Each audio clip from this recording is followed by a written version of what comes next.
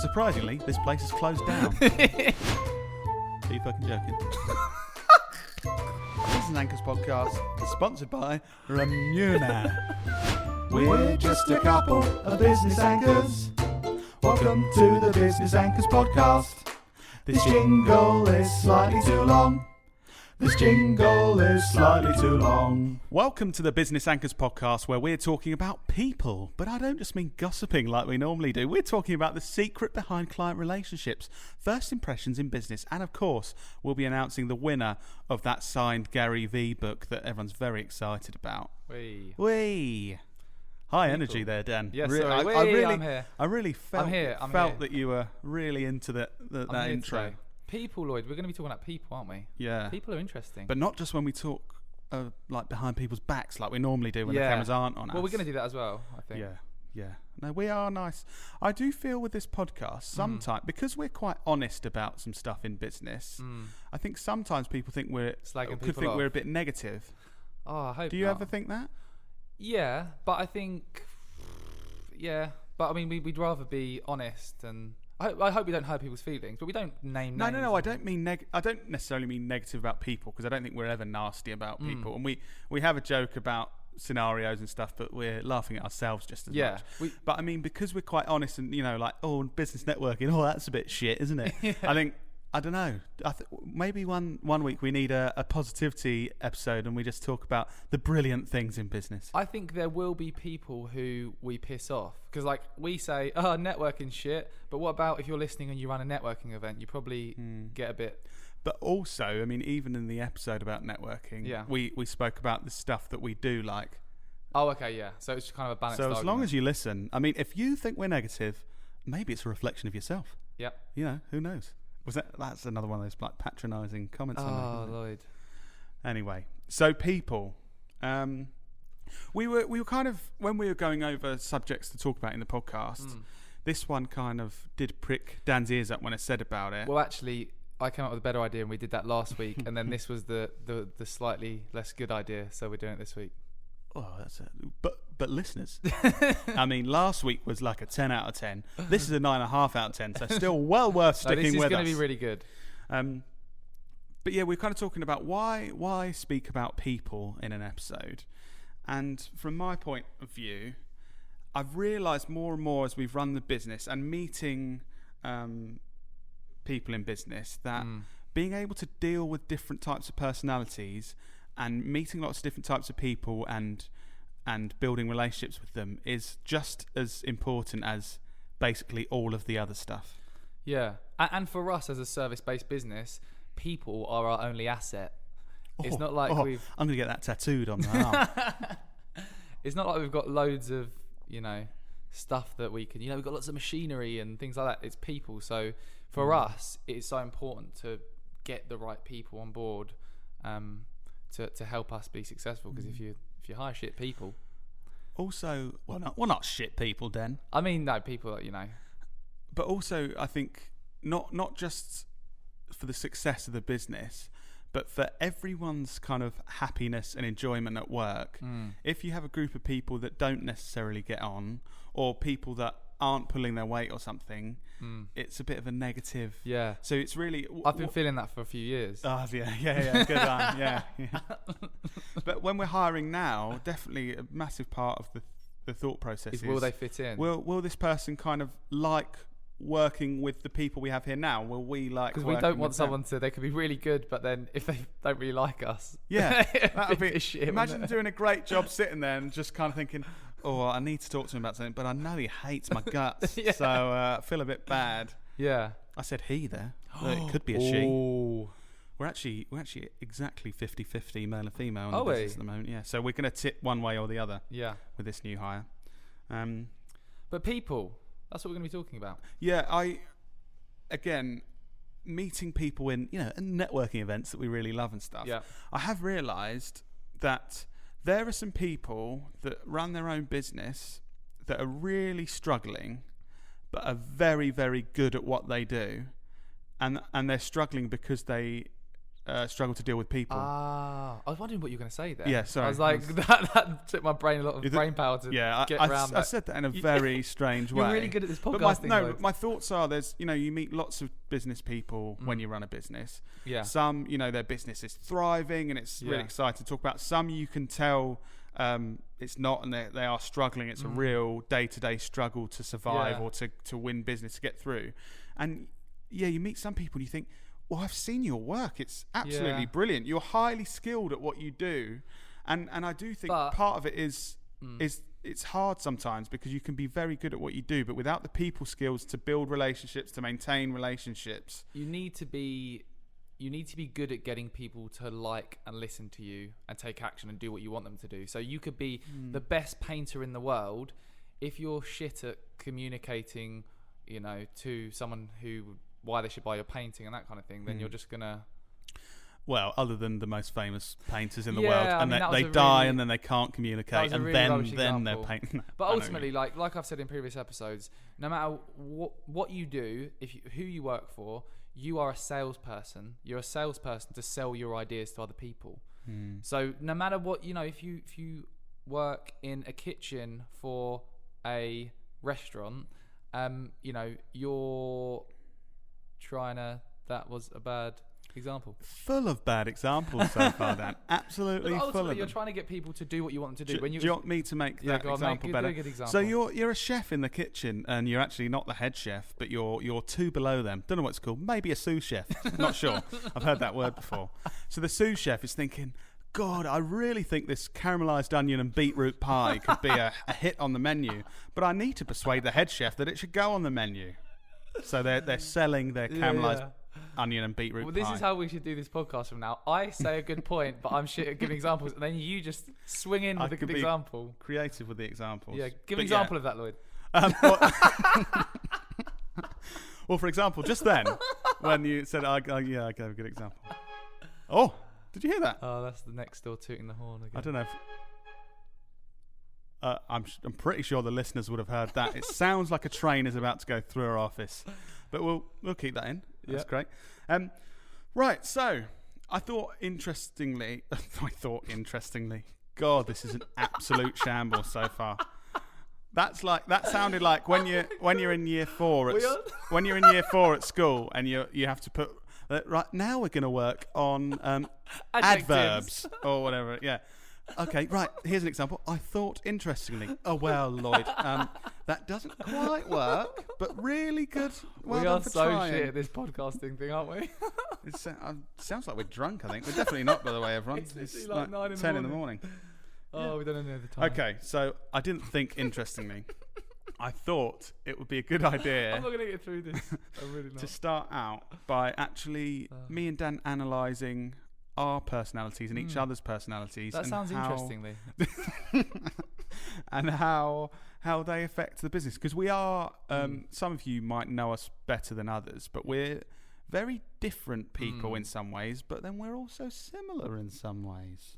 You think so, do you? Yeah, I do. We are very different. I think that's what helps us. Imagine if we were both like two of me, we'd just be arguing all the time. And like two of you, you'd just be chilling. Yeah. Sat back. If there were two of me, we'd be having so many good ideas. We'd together. be having a great time. We would think of so many brilliant creative ideas, and like then never revolutionary. Yeah, and then never do anything. But you've had the ideas. Yeah. Isn't that all that matters? If you have a really good idea, like lots of people thought up with Uber before Uber, then that's all you need to do. That is the classic, isn't it? You know what? You know Uber? 10 years ago, I said to my mate, I could start this app, right? And you could do taxis. Oh, did you do it? No, I just carried on drinking my beer. Right. Yeah. Okay, that's what wrong. Up. Yeah. No, but that is a good point. And something that I think people that run businesses on their own don't kind of get. We probably would be quite bad at not bad, but worse than we are at running a business on our own, because we totally would. Like I said, I would. So the big picture, the planning of our business, long-term project management, stuff, logistics, that all comes from me, and Dan would suck at. But so Dan wouldn't have a plan of what's going. Like we've got our 2030 plan. So we the next 10 years we've got real goals, steps to get there, knowing exactly financials of right. We need to hit this every week, to hit this every month, to get to this plan in 10 years. I wouldn't be hiring anyone either. I'd just be winning all this business and then doing it all myself, working 20 hours a day and just hating my life. Dan very much isn't a big picture thinker. He thinks of what's happening right now. So it would be like, I've just won a new client. Okay, all right, I'll just stay here until 3 a.m. then, and then come in at 5 tomorrow, and to get that done, rather than thinking, if I hired someone. But no, I was even saying to you the other day, Lloyd, I am so much happier now. There's both of us, and because I absolutely love winning business, meeting people, and converting business. What I hate is trying to figure out how to deliver it. Yeah, I'm like winning the business, love it. But now I get to do what I'm good at and love doing, and you get to do what you're good at. That's the thing. You are really, it pains me to say it, but you are really good at that side. You know, the sales and marketing side, which makes sense when he's the face of our marketing agency. It makes sense that you're good at sales and marketing. What else am I good at? But I'm not that great at that side of things. You've got a face for radio, put it that way. And a voice for it as well. But yeah, so if it was just Dan, he'd be working every hour under the sun, probably earning decent money in the end, but not having a life. No, yep. Winning loads of business, but then having to do it all himself and not thinking of how else he could do it. And if it was only me, I'd have all these brilliant plans, brilliant ideas, absolutely revolutionary. I've got Elon Musk's brain, but the motivation of Homer Simpson. So I'd be chilling. Go, that'd be so good. Should we start on that tomorrow? Yeah. Should we just go home now? Okay. I think, and also like if you're listening to this and it's just you and your business, I can't emphasize enough how you should consider if there's an area that you're not good at. If you're really good at the technical side but not good at delivery or not good at marketing, thinking of bringing in some kind of other person that has those skills. Because initially I thought I had all the skills I needed, very naively, and then now realizing the skills you have, it's just so much better. And I think there's lots of people who are on the hamster wheel, small business, doing everything. I think the minute that you can start to relieve some of the tasks that you don't need to be doing and there's someone else better to do it. Like us, I'm trying to think, what were our first kind of hire was our cousin ages ago, wasn't it? That was kind of like the first hire. The theory behind it was, oh God, we've got loads of business in, more than we can do ourselves, so let's try and get someone to help. Yeah. And what were the first things we kind of got Ross to do? Like admin-y stuff, maybe, because we would obviously when you're small business, you do everything. Admin stuff. He was sorting out visas for traveling around the world for you for speaking events. He was going to shops and buying random stuff we needed for film shoots, like props. Because there's something James Sinclair, who I've spoke about before. We went and met him. He's a really successful businessman. In what he always talks about is as soon as you can. Stop doing tasks that you don't need to do. Like he even things like outsource it. Like you're washing. Like Andrew and Pete. I remember speaking to Pete, and he was saying he just outsources everything he can. Outsources his washing, his ironing, his cooking. He orders these the Gusto or whatever. Yeah. Other brands are available. Whatever those things are. Yeah. So you then don't spend any time doing anything you don't want to do. Yeah. It kind of makes sense, doesn't it? Yeah. I outsource my washing to my fiance because I don't want to be doing. Controversial, but I'm sure she outsources some stuff. She does outsource stuff to me, yeah. Gardening. Actually, I enjoy gardening, so that's not really... Oh, should we talk about happiness and gardening a bit more on this business podcast? So, what else do you think I agree, though. It's a complete weight of... I feel like we have both felt over the last sort of year or so. It's a complete weight off of our shoulders, realising that we don't both need to get involved with everything, because we were doing that before. That I'm not responsible for winning any business because I was responsible for some of that in the past, and I'm rubbish at that. So that was just rubbish. Yeah. And Dan's not responsible for the project management and organising our team to deliver client projects. And Lloyd used to always want to charge less than it costs us to deliver the work. Oh God, that's why I'd be so rubbish. I'd meet someone and be like, I really like them. Yeah, can I pay you to do this job, actually? And I come back, yeah, Dan, I won the business. How much? We're paying them £100, but, They're a great really person. nice guy. Yeah, but it really does, like Dan said, I would really, if you're running a business and there's part of your role that you have now realised you're not good at and you've realised you don't enjoy, try and get someone that's good at that to do it. How? It depends the size of the business. So you might be a one-man band, and in that case, I'd say look at VAs and part-time workers potentially, freelancers. Well, if you can't afford them. Well, I would argue that if you're rubbish at something in the business and you're going to get someone who's really good at it and you're only going to pay them for the time they're working on it, which could be 3 hours a week, that 3 hours a week I think will pay for itself very quickly. Right. That makes sense. It's a different way of thinking, isn't it? It's a different way of thinking. If you're just thinking, well, I'm rubbish at the finance stuff, and you can actually, if you focused, it's taking you a day a week to sort out the finances, but you could pay someone who's good at it to do it for an hour, and then you could focus that full day on what you're good at.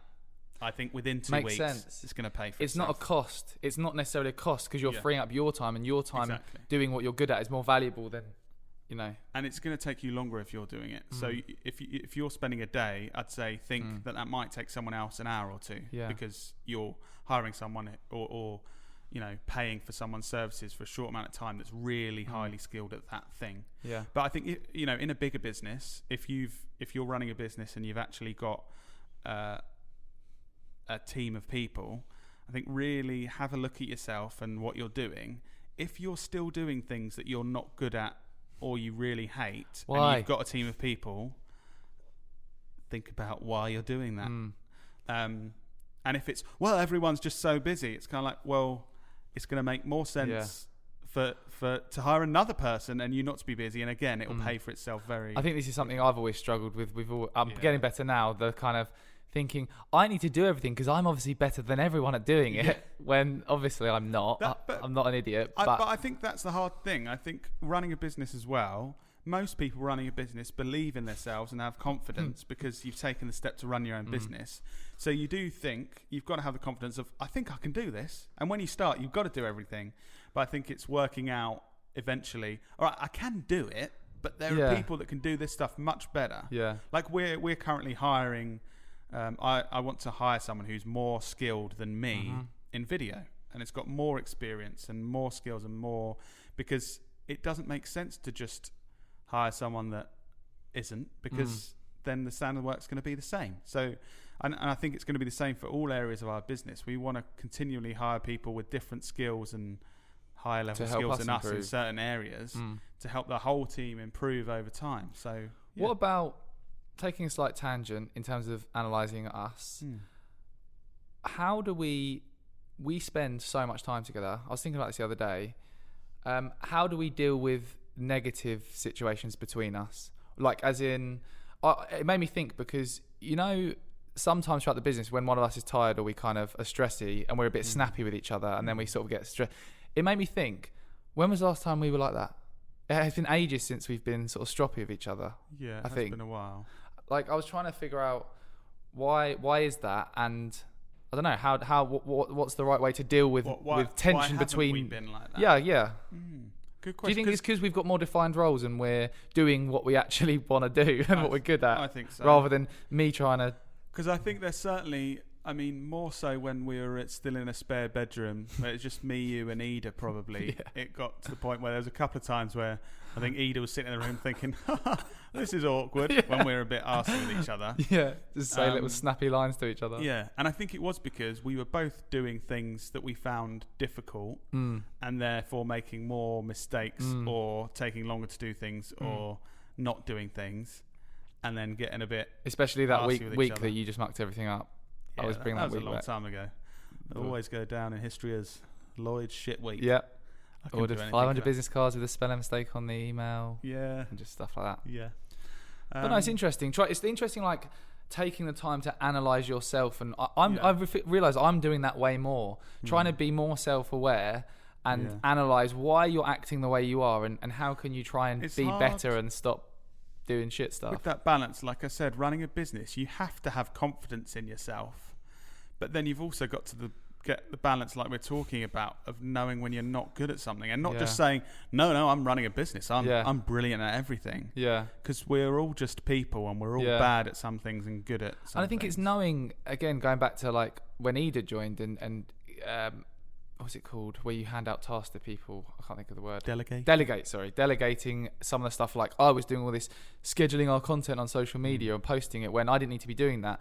And you'd say, why don't we get Ida to do it? And I go, no, but Ida didn't know how to do it. And then you're like, why don't you just do a video showing her how to do it? And I was like, oh, that would take time then. And you're like, but then you'll save that 2 hours a week, every week, forever. And I was like, I think you definitely... And then I started to create... Yeah, when we first hired other people, Dan struggled to get his head around the fact... They can't do it because they don't know how to do it, Lloyd.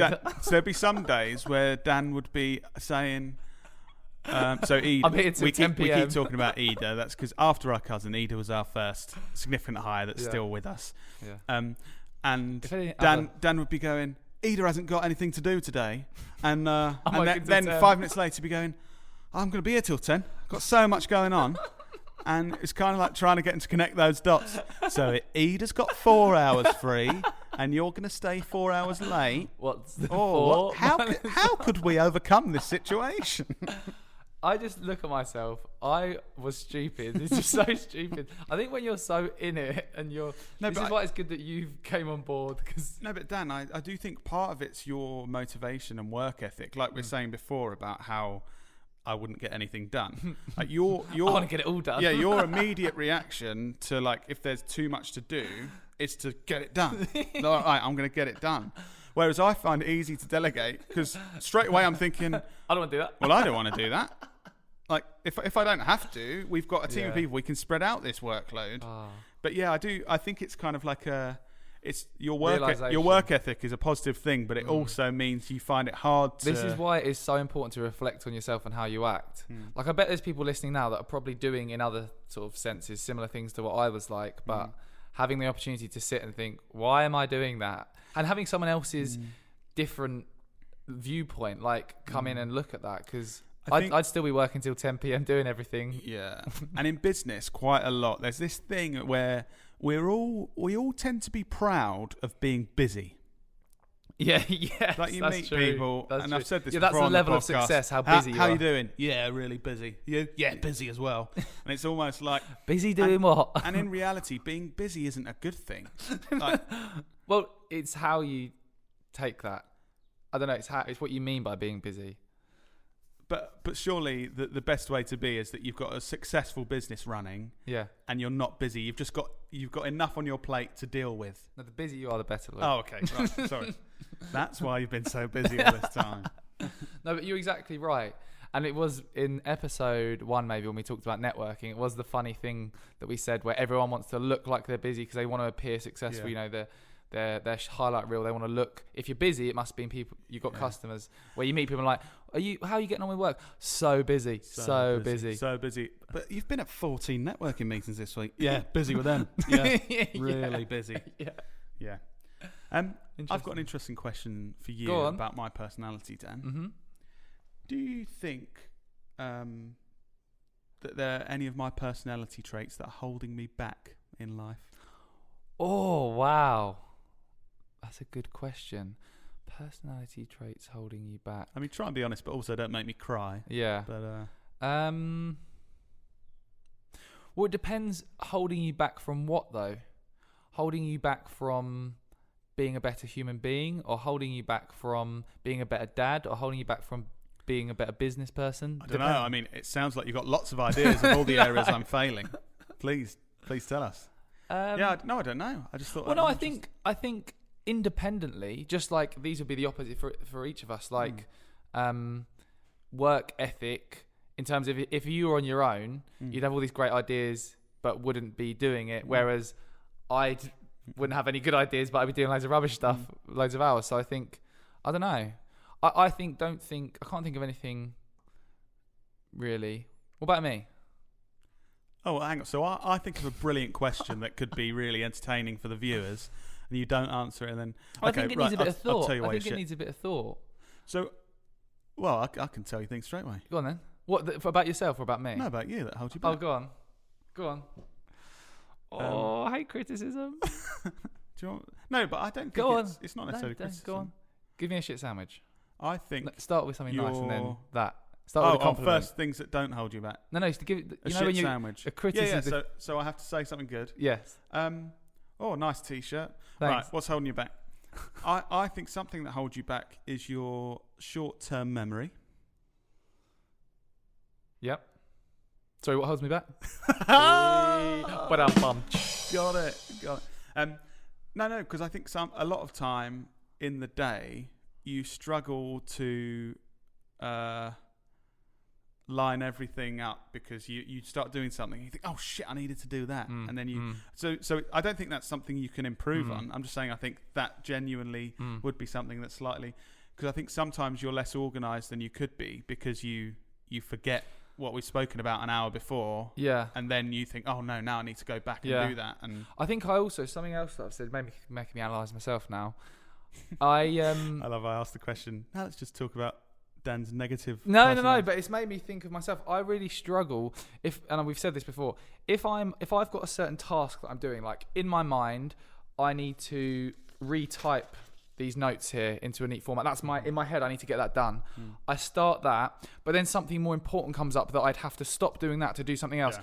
I really struggle to not constantly think that I want to finish typing these notes up neatly, and then the other task I can't do well because I'm constantly thinking I didn't finish typing these notes up, and now I feel shit. But I think that could be because you're worried really you're going to forget to finish that first thing. I feel like you're doing it, and then you don't want to. I think I like the feeling of got my little task there. Done it. Brilliant. Tick that, and you tick the box on your to-do list. Yeah. Cool. And what about you? Come on, let's think how you can improve. Well, there's loads of personality traits that hold me back. But what do you want me to answer my own questions? I'm trying to think what I said. I said work ethic, but I think you are more structured and organised. Like you said, I just stay till 10 and get it done because it's not as well organised. Whereas you just work 9 to 5 and get it done the same level because you're better at. I have to say, I put all of my effort into organising myself so that I don't have to work long hours. That's like my number one thing. So I guess that's not holding you back, then, is it? Well, no, but it is, because I think at the end of the day, sometimes I could work harder. And it could help the business. Yeah. We've got such a good balance. We make it sound like I just sit around doing nothing. Yeah. I do think I work hard. No, of course you do. But I think I have to push myself to work hard. Like when I come in the morning, some day, I'd say probably 50-50. Some days I'm just excited to get into stuff and I'm like, okay, let's do this. Yeah. Some days I really do have to push myself to get, whereas you naturally are on it, I think, every day. But again, it's just different personality traits, isn't it? Let us know in the comments if you're on social media if you're a lazy person like me, of shit. or if you've got a good work ethic. It's interesting. Yeah. Analyze yourself. Yeah. What could you do to be a better person? Do you want to know? Can I say something good about Dan's personality, listeners? Oh, go on. Oh, he's very excited. Oh, that means I've got to try and think of something good about you then. So no, you don't. It's fine. Okay. I immediately said shit stuff about you, and you couldn't think of things at first. So it's fine. Go on. So Dan, when he was a kid, I used to constantly wind him up saying he was selfish, which really used to. Yeah, but when he was a kid, he was very much thought about himself first, and he had to really work hard to change that. And as an adult.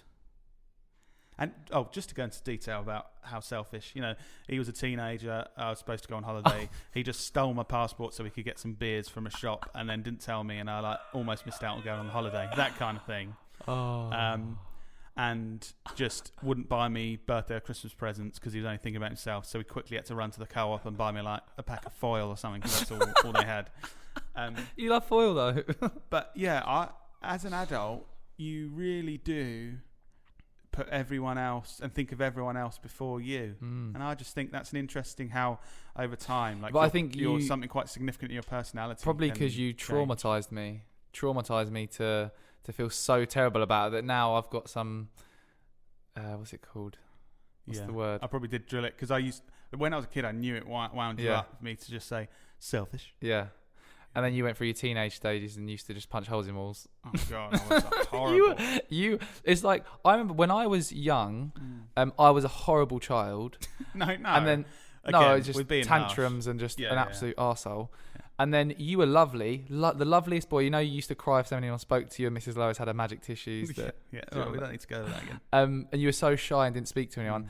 And then you became a teen. There was another stage where Lloyd went through, which we call the white stage. He'd only wear white clothes for some reason, and white hats, and literally a whole outfit of white clothes. Very strange. My mates take the piss out of me for this a lot. And actually on my stag do, they all turned up all wearing white. I just thought that was really cool for a bit. And then he hit 13, suddenly he hated our parents and they were the worst people in the world. And he even reminded me, this is how horrible he was, he even reminded me of a time, I'm not going to repeat exactly, but he shouted in our dad's face, I effing hate you or something like this. Yeah. I remember that. I was like, that is horrible. And obviously, now I'm a parent. I'm scared for Leo to become a teenager because he's a lovely little boy, just like I was at the moment, and he's 3. Oh man! But yeah, I just think now looking back, and I'm a parent, and I can see my all mum they did and was dad trying. were just trying to do their best to raise this angry little teenager, and I was shouting things like that at them. They were obviously, and it was. Yeah, don't really. It's like, Lloyd, just got your grades again at school. It's all like D's again. And you know, every time with parents' evening, they just say you've got so much potential and could be getting straight A's. Just wondering if we could talk about that. I hate you. Don't talk. Go away. Slamming doors in their face. It's like, oh. But it was like a hormonal thing. I was a very. It was like a 2-year or 18-month or 2-year period. It was like a period actually. Those mood swings. But yeah, no one's laughing behind the camera.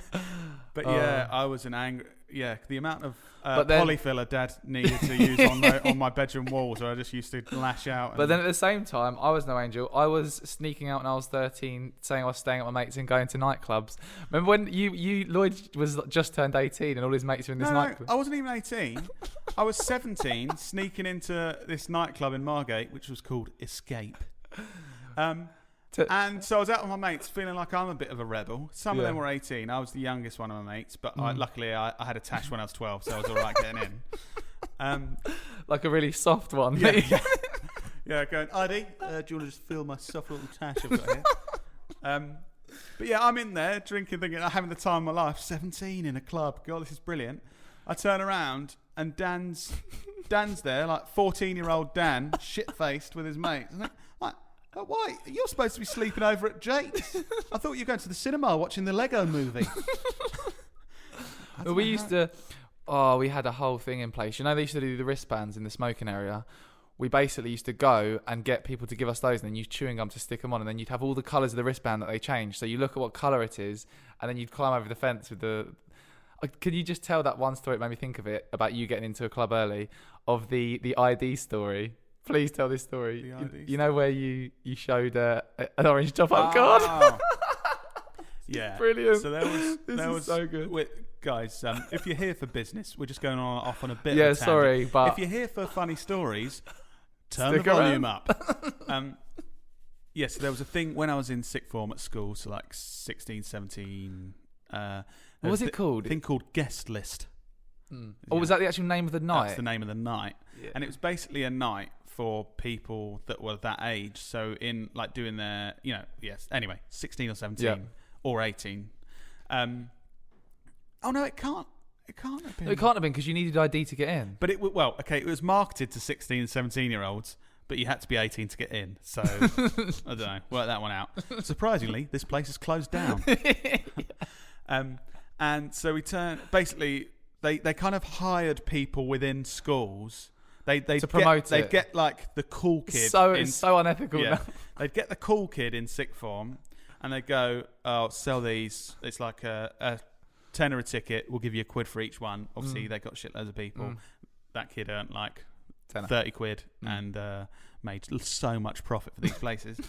And I was like, oh no, I don't turn 18 till after we finish school. I'm one of the young ones in school. Yeah. Oh, don't worry. What they do You just give them, when they ask for ID, give them any card, and they just like flash it to the cameras. So to look like if the police ever check the cameras, it looks like sense. they checked ID. Completely makes sense. Genius. How cool is that? Oh, you sure? Okay, yeah, I'll go then. So I'm queuing there. I'm a bit nervous because I'm thinking. Just picture 17-year-old Lloyd. Yeah. Like at the. And probably two. In his suit trousers and loafers and dad's shirt. God, yeah, looking back at what I was wearing as well, trying to look older. Sorry, Lloyd. Basically got my school shoes on because I think that makes me look smart. And we're in this queue. Probably 2/3 of my mates were over 18, so they were just fine. Probably even more than that, and I was one of the only ones. I thought, stick with them. Yeah, right. So ID. I thought, tried the tash. Tried the soft tash approach. Yeah, soft tash. Do you want to feel that? No, you want an actual card. So I've got. At this point, I don't even know if they still do them. You had a swipe card to top up the credit. Orange top up card. An orange top up card. Sort of gave him a bit of wink. There you go. He just looked up at me. I went, "Are you fucking joking?"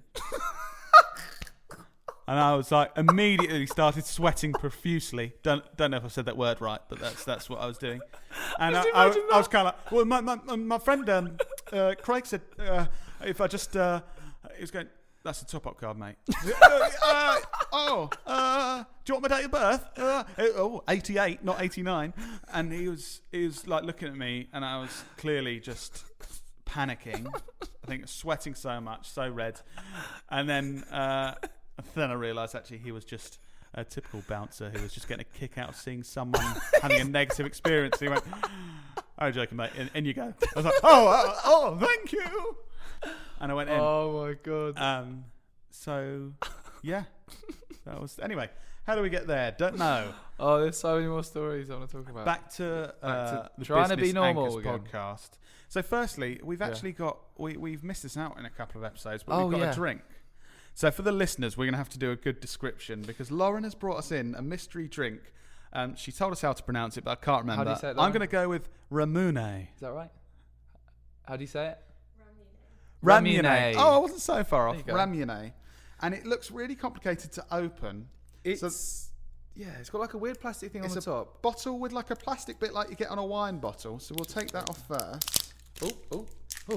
And a green bit of plastic has fallen off the top. Do you push that down? Okay, so it's got like a weird plastic thing that you push down, and apparently there's a weird. What, like that? You push that down? I think so. This is so weird. Listeners, we're doing terribly at. Is that what you do? Lauren, are we doing this right? You have to separate the green bit. Separate the green. Okay. Right. Oh, and then like that. Yeah, okay. So we've separated it. We're trying to push it down. It's like a wine bottle, but we're trying to force the cork into it. Oh, did yours work? Look. Whoa, a glass. A little ball came ball down. pops out. Oh, mine's worked too. Do you just drink it like that, or do you need to wait, Lauren? Okay, cool. Oh, so it's right. Listeners, it's popped a little like what looks like a glass ball, probably not glass, into the neck of the bottle, and now we've got to drink. And after all that, it tastes like lemonade. Oh, now do you know what it tastes like, Dan? Go on. It tastes like Love Hearts, the sweet. Oh, it does actually. Like not purple violets. The bit at the top of the bottle where you drink from is designed terribly, and it's really hard to drink. I mean, I've got to try and describe that. It's like a semicircle with a hole in the top. If you're listeners of the podcast rather than viewers on YouTube, just let you know, I've got massive lips. So trying to get them out of the way to drink this. And also got massive front teeth. So this is quite a challenge for me. Imagine like a soy sauce bottle. You know, they kind of have a hole in the top. And you just imagine trying to drink out of that, but a massive version of that. Yeah. Oh, I like the taste though. Thank you, Lauren. So that is Ramune. Yeah, I've forgotten again, so I'm going to go for it. And that is a Business Anchors podcast sponsored by Ramune. Something like that. Lauren's laughing. Probably not how you say it. Oh, okay. Oh. Can't stop laughing today. Yeah, this is a weird podcast. Yeah. Listeners, I don't know if I should apologise. Yeah, it's pretty weird so far. It's just one of those episodes. We're going to look back at the stats and go, oh, no one really listened to the full episode there because we rambled on and it was mental. Oh, man. Before we move on, please do leave us a review, guys. And we normally do this. It's worked quite well, actually. So asking you to review the podcast with a certain word in, we're getting more reviews than we normally do. Yeah. So this tactic's working brilliantly. So please review us with the word ramyones. Yeah, And just spell it how you think it's spelled. How can you integrate that into a sentence without? Do you want me to give you some examples? Go on then. God, this really made me laugh to the core of my ramyones. Don't know what that means. Even mean? I was listening to this podcast on my commute, and I laughed so hard I dropped my ramyones. Doesn't need to make sense. Just try and intrigue people. So there's some examples, guys. Give us a review. We've been charting in Denmark recently. So hi to all our Danish fans. Or in Danish. Oh, Hi to all our Danish fans. Now, love your pastries. Keep up the good work. Bit too much, if anything. Oh, right. Right. Oh, God, this is so weird. Okay, back to the discussion. So, Next, we're going to... Right. For those business listeners who switched off 20 minutes ago, we're now back to business. So anyone who's listening for the entertainment, tell those business listeners to turn back on at this point in the podcast. This is going to be really not entertaining and business focused. Yeah. So this is actually interesting. As opposed to all of the rest of the podcast. No, so we've mentioned quite a lot this Agencynomics book. Really good book.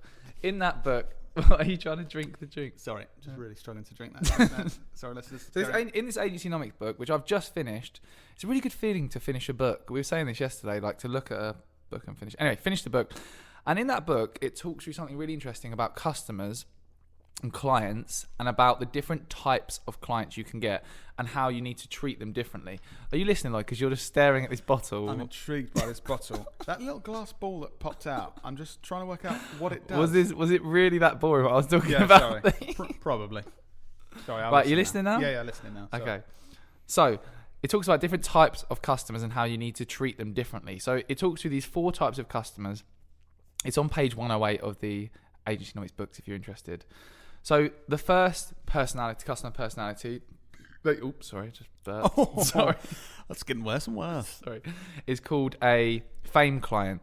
So these are customers who want you to make them look good, right? So you burping as well. God, Lauren has bought us the gassiest drink.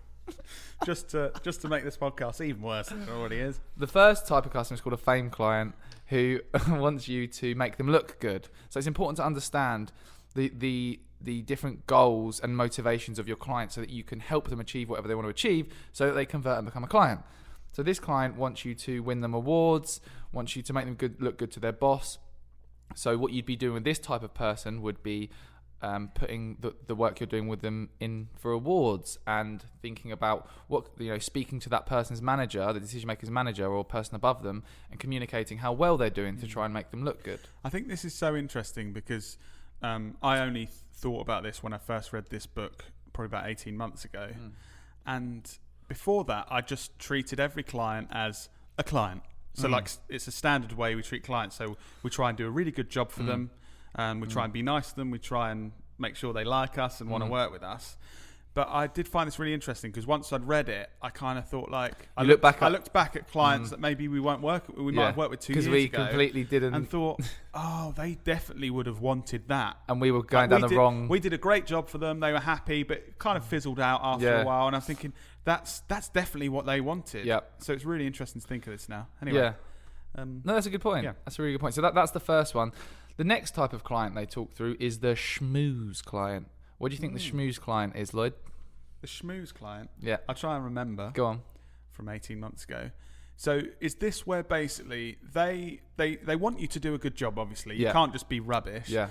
But they also occasionally want you to kind of wine and dine them, make them feel a bit special, basically. So, we're taking all our clients to this football match at Wembley. Yeah. Do you want to come? Or...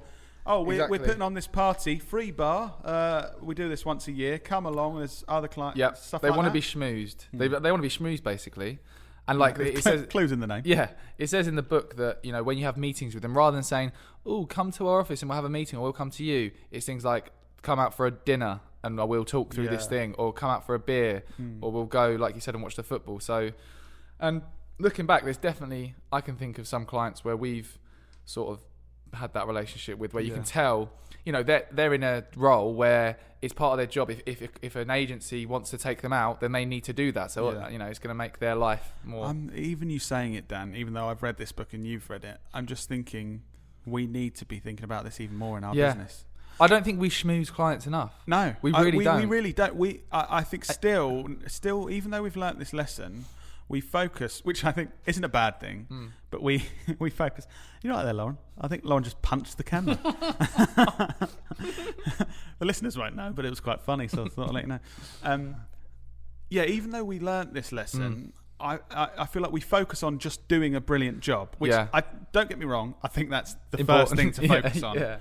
But in reality, to be most successful for our business and make sure we retain our clients, we need to be thinking, okay, we're doing a good job. Yeah. But if agency B down the road says, be interested to work with you, got these tickets to go to this thing, if you want to have a chat, then that might convince that person to think, if I get to go to this rugby every couple of months. The frustrating thing is that there's agencies that are shitter than us, but they're really good at schmoozing. So they have a really good, like in the sketches we've done before, they have a really good relationship with the client. So no matter how good a job they do, because they're real good schmoozers, they'll just stick with that agency. But so we need to up our schmoozing. Fair play to them. They're doing what they need to do to keep those clients and to win those clients. And if we're not, then that's where we need to improve. I think you should be schmoozing me to keep me in the business. Oh, really? No, I'm joking. I don't need schmoozing. Okay. I'm not a schmooze. No, I don't need schmoozing. I do occasionally go to the co-op and bring back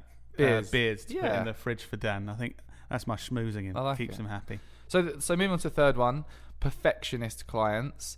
So these are the clients, and again, this like when you think about this, it's so true. There's some clients that just want you to do a good job and don't care about anything else, and to make their lives easier, so they can say to their managers, "Look, they did a good job, like they're supposed to," or you know. And I think you can totally tell this because the difference between the schmooze and this one, there'll be some people you would say to them, "I've got tickets to go and see Jennifer Lopez at the O2." Oh God, that's such an outdated reference. Do you remember your poster of her? Someone better than that at the O2, and they actually, I feel like there's a lot of people that would just kind of awkwardly be like, "Oh right, that sounds good, but I think I might be," and it's like it actually could be a negative thing trying to schmooze them when they're like, because they feel awkward saying no, and they actually put them in. I just want someone that can do a good job for me. Contact me. I don't interact with you much. I don't want to be mates. I don't want to. Yeah, interesting.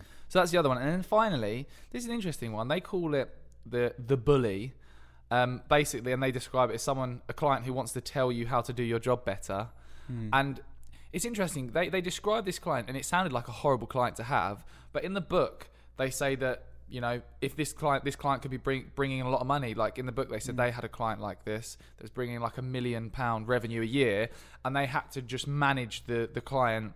And actually, sometimes these bully clients need to be told and need you to say, "No, we can't do that."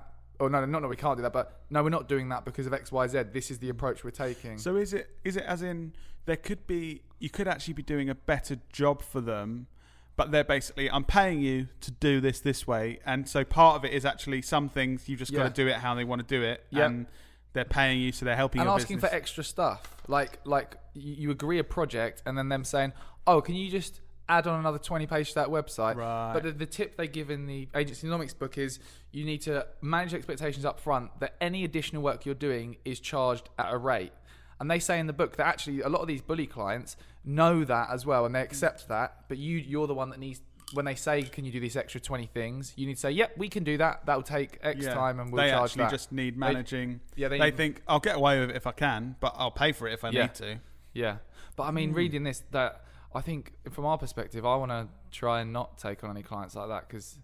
But I suppose if it's gonna, but it depends double what our your revenue. Goals are then. Yeah. When you're trying to grow a business, if you are getting a good income for the time and resources you have to put into a project, then it makes sense most of the time. But for us, we've agreed that our number one objective isn't to grow as fast as possible.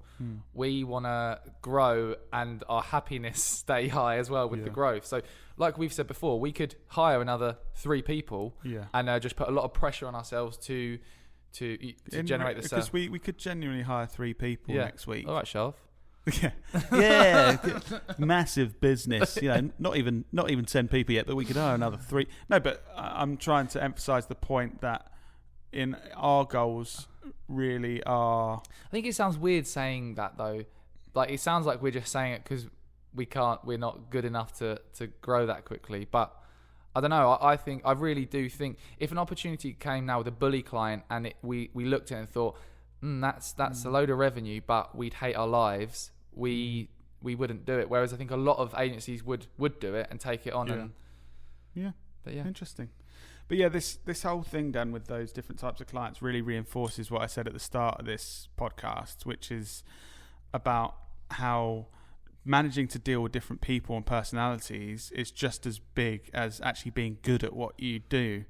Because if, you know, I'm saying we haven't even been good at this stuff, but I think at least we've been good at keeping most of our clients on side and knowing how to deal with them.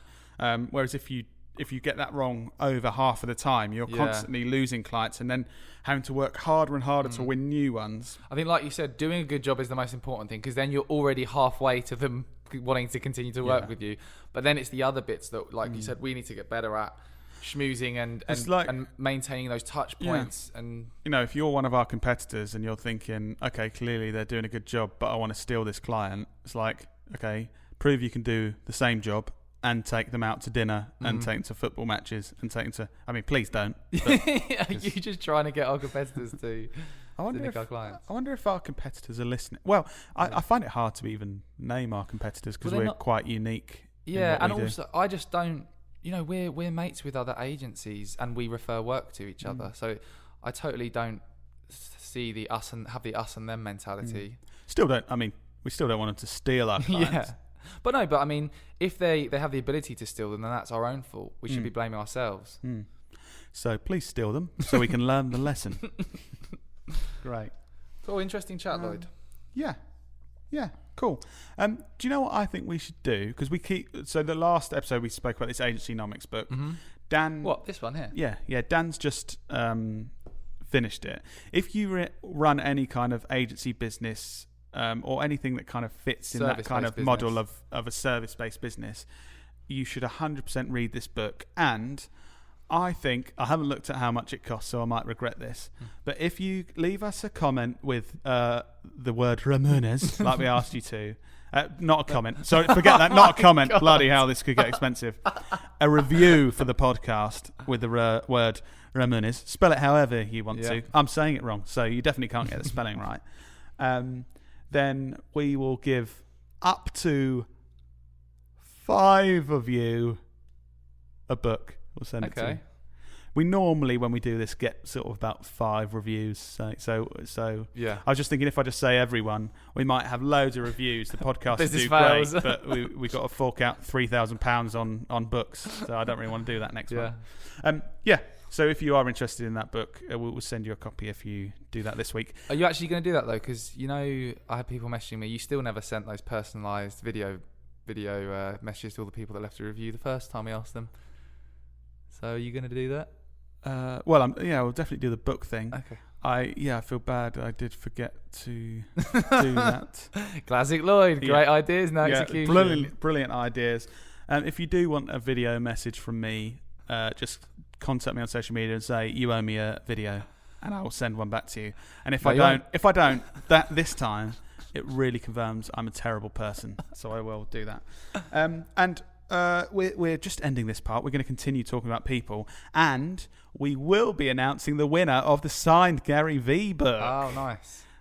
Because we did a random name selector and keep listening to part 2. Keep listening, which is playing now. But sometimes, annoyingly, it goes to the wrong episode. So just make sure it continues to part 2. Okay, all right. See you in a bit. Okay, love you. Bye. Love you. Bye.